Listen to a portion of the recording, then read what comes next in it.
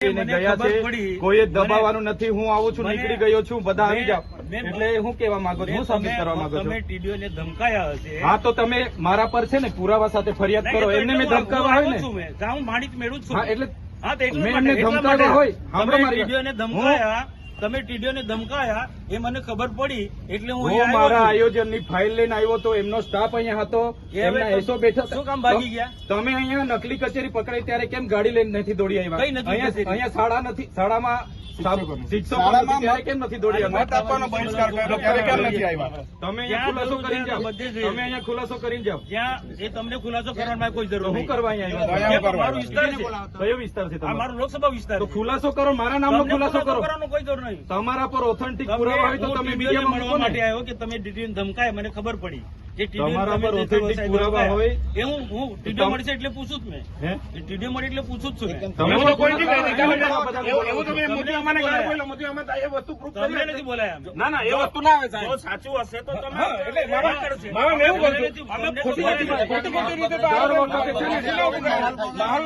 માહોલ ડેડિયાપાડાનો માહોલ બગાડવાની વાત નહીં કરવાની.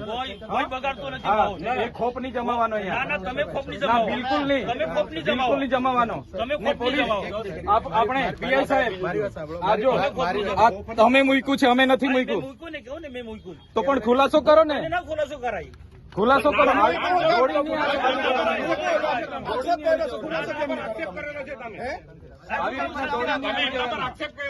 બધામાં તમે દોડીને આવી જાવ છો.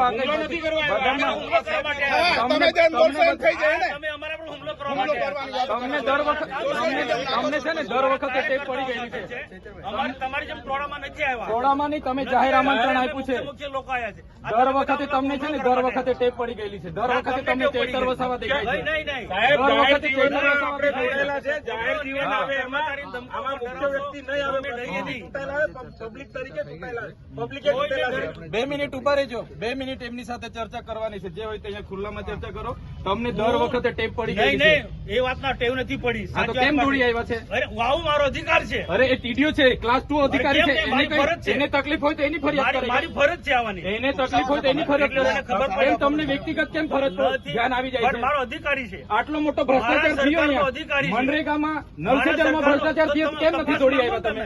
કેમ દોડી નથી આવ્યા? તપાસ માંગો તમે. તો તમારી સરકાર છે, કરાવો ને. કરાવીશું, એ બી તપાસ કરાવીશું. કમલોમાં બનાવ્યા તો નિહાળ બનાવો અહીંયા. તપાસ બધું થશે. તમે 20 કરોડના કમલોમાં બનાવ્યા તો નિહાળ બનાવો અહીંયા. બધું થશે. આવી રીતના માહોલ બગાડવા ડેડિયાપાડામાં દોડી નહીં આવતા. અરે મારો વિસ્તાર છે. અમે અહીંયા બેઠા છે ધારાસભ્ય તરીકે. સભ્ય છું. એ 4 તારીખે ખબર પડે.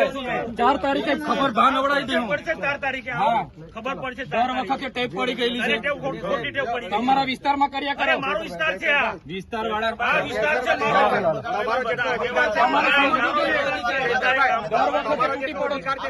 બંધ કરો.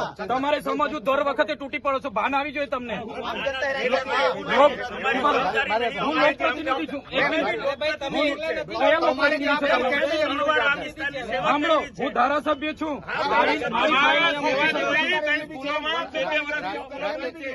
શિક્ષક નથી કઈ શિક્ષક નથી તે સેવા એમની ફરજ નથી મારી સાથે ચર્ચા કરવાની. એમની ફરજ બંધ કરો. સાંસદની ફરજ નથી મારી સાથે ચર્ચા કરવાની. મેં જગ્યા આપી, પૂછી લો. આજે બી ઠરાવ મેં આપી દઉં. મને છે ને બ્લોગર ને એવું બધું કીધું છે. એમને માનહાનિનો કેસ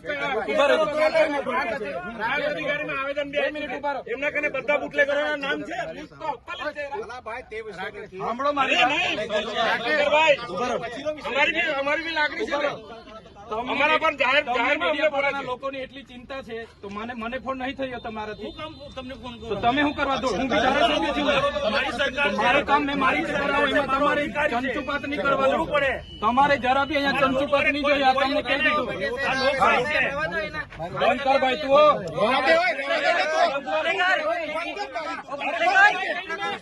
ઉપર દારૂ વેચવા વાળાનું મારે સંભાળવાનું. દારૂ વેચવા વાળાનું મારે સંભાળવાનું. આંકડા ચલાવવા વાળા દારૂ વાળાનું મારે સંભાળવાનું છે. આ દારૂ વેચવા વાળાનું મારે ખુલાસો કર.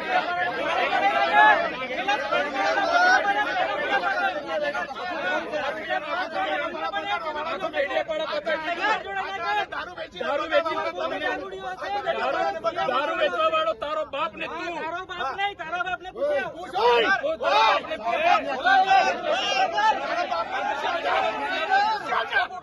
દારૂ વેચવા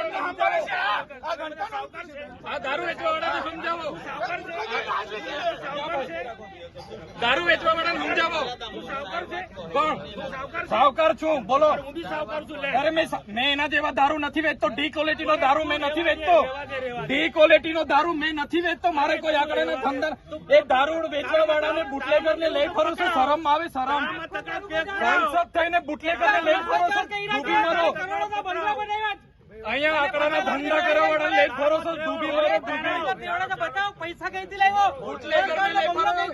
એમએલએ છું, પગાર છે મારો 1.5 લાખ રૂપિયા. અમને પૂછી લો. તારા જેવો બુટલેગર નથી.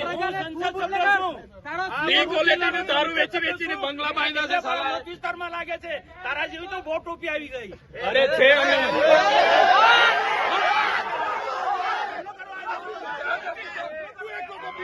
ચાલો તું એકલો ટોપી છે.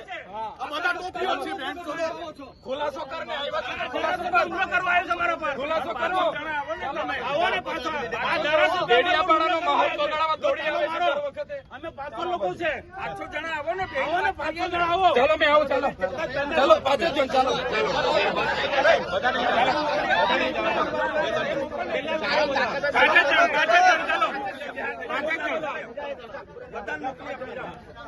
ચાલો ને. તમે તો ચર્ચા કરવા. કોઈ ફરિયાદ થઈ છે તમારી પાસે? કોઈ પણ અહીંયા બનાવ બનશે મીડિયા મિત્રો પૂર્વ સાંસદ મનસુખભાઈ વસાવાનો મેસેજ છે. અહીંના લોકોને ઉશ્કેરવા માટે અને પોતે ત્યાંથી અહીંયા દોડીને આવીને કાર્યાલયમાં બેઠા છે. ડેડિયાપાડાનો આચારસંહિતાનો ભંગ બી છે. ડેડિયાપાડામાં જે બી માહોલ ખરાબ થાય એની જવાબદારી મનસુખભાઈ વસાવાની રહેશે. બરાબર છે? તમે વાંચો. સાહેબના નામ વાંચી બતાવો જરા ખુલ્લામાં. અમારા નામ ટેપ પડી ગયેલી છે લોકોને. અમે કઈ બોલતા નથી ને એટલે. મારી પાસે એવી કોઈ ફરિયાદ આવી નથી. ના, એમણે જાહેરમાં મૂક્યો છે. જાહેરમાં આવું થોડું ચાલશે. ચલો ના ના સાહેબ અમને તો બોલાવો.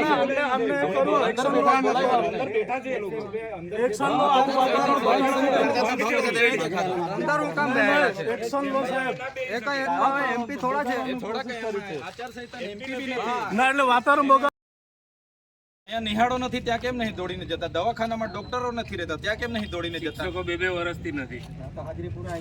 તો પછી અહીંયા સ્ટાફ નથી ત્યારે દોડીને નથી આવતા. હમણાં તે દોડીને આવી ગયા રાજપીપળાથી. બધાને કીધું કે ભાઈ પહોંચો, હું નીકળી ગયો છું. તો આવો ને, ખબર અહીંયા બહાર આવો, ખબર પડીએ ને.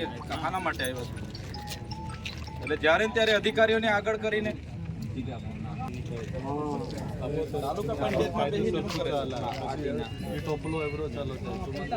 પ્લેટ કઢાવો.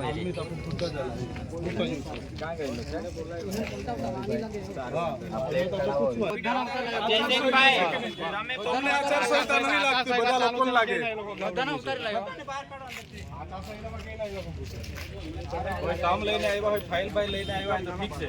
શું કરવા આવ્યા છે તે? એમને છે ને એ પોતે ડેડિયાપાડાના નાગરિક નથી. એ પોતે હમણાં કોઈ પદ પર નથી.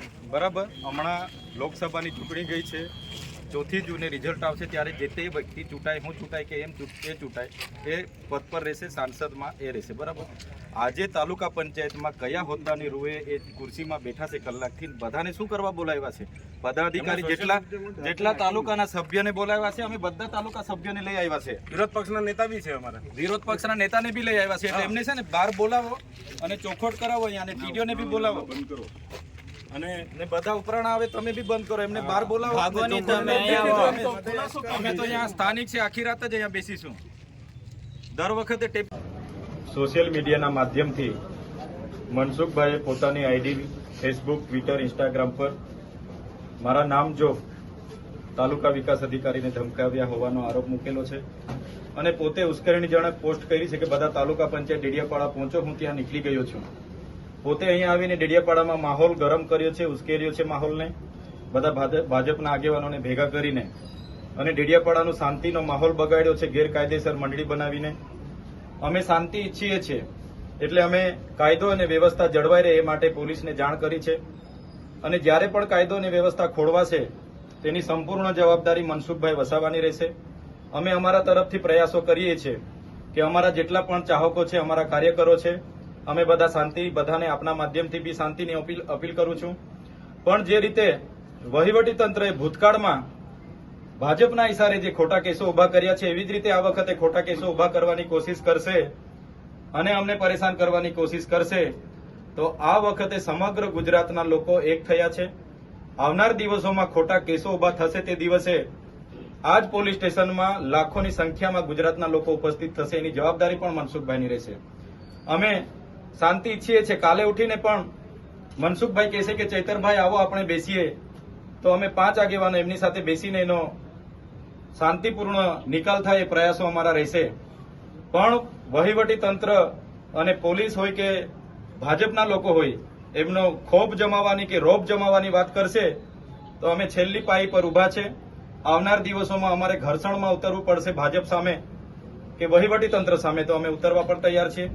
છતાંય આજે આપના માધ્યમથી કહેવા માંગુ છું, જેટલા અમને સહકાર મળશે એટલો સહકાર એમને પણ આપીશું. ભૂતકાળમાં જે અમને વીતી છે એ જ પુનરાવર્તન થશે તો આવનાર દિવસો ડેડિયાપાડામાં સંઘર્ષ ઉભો થશે. એટલે આપના માધ્યમથી મારા કાર્યકરો, મારા ચાહકો બધાને હું વિનંતી કરું છું કે બધા શાંતિપૂર્ણ માહોલમાં પોતપોતાના ઘરે જઈને શાંતિથી આરામ કરો. જે પણ કંઈ થશે એ ન્યાયિક રીતે આપણે વિચારીએ છીએ. આપણે સંવિધાનમાં માનવાવાળા લોકો છે. આજે તાલુકા વિકાસ અધિકારીને એક ધારાસભ્ય તરીકે 6 મહિનાના કામો નથી થયા. બધું બારોબાર એજન્સીઓ સાથે એમણે આયોજન કર્યું. 6-6, 7-7% મનરેગામાં લઈ લીધા, નલ સે જલમાં લીધા. બધી યોજનાઓ કરોડો રૂપિયા, આદિ આદર્શ ગ્રામના 68 કરોડ રૂપિયા વાપરી કાઢ્યા. વિકાસશીલ તાલુકાના 3 કરોડ 90 લાખ રૂપિયા વાપરી કાઢ્યા. નાણાં પંચના વાપરી કાઢ્યા. તો કેમ તમે એજન્સીઓને અહીંયા લાવીને અમારા ગરીબોના પૈસા વાપરવા બેઠા છો? એટલા માટે જ કામ કરાવવા માટે અમારી સૂચના હતી અને આ લોકોએ ખોટી ફરિયાદમાં ઉભા કરવાની કોશિશ કરશે તો આવનાર દિવસોમાં ખૂબ મોટું આંદોલન આ વિસ્તારમાં ઉભું થશે. અને અમે હવે સત્યની લડાઈ પર છે. અમે ક્યારે દબાવવાના નથી, સંવિધાનને લઈને ચાલીએ છીએ. એટલે આપના માધ્યમથી વહીવટી તંત્ર પર પણ અપેક્ષા રાખીએ છીએ કે આમાં ન્યાયિક તપાસ થાય, નિષ્ઠાથી તપાસ થાય. એક તરફી તપાસ થશે ને ખોટી કાર્યવાહી કે ખોટા કેસો ઉપજાવવામાં આવશે. આવનાર દિવસોમાં અમે હજારોની સંખ્યામાં રોડ પર ઉતરીશું અને બધાનો સામનો કરીશું. ધન્યવાદ. જય આદિવાસી. मेरा ये चैनल सब्सक्राइब करें और मेरे हर अपडेट आपको मिले इसके लिए बेल आइकन जरूर दबाइएगा. आप सभी को मेरी ढेर सारी शुभकामनाएं.